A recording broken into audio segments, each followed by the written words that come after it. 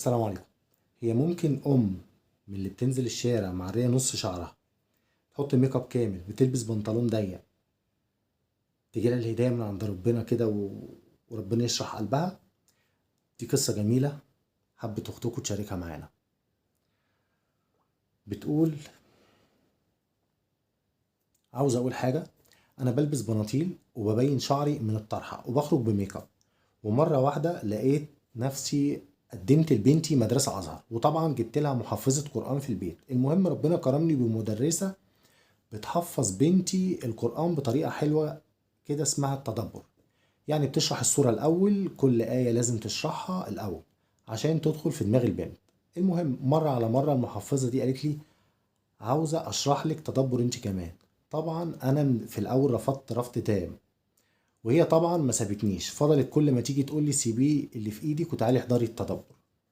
بدأنا بسورة الإخلاص طبعا، ودلوقتي وصلنا عند القارعة. طبعا لسه مش كتير يعني، انا حرفيا مش مصدقه ولا مستوعبه التغيير اللي انا بقيت فيه، وقد ايه حسيت اني كنت جاهله قوي. حقيقي جاهله ومش عارفه ولا فاهمه اي حاجه في اي حاجه. لقيت نفسي مش بلبس غير الدرسات بس، مع العلم ان عندي هو درسين فقط، لان طبعا كل لبسي كان بناطيل.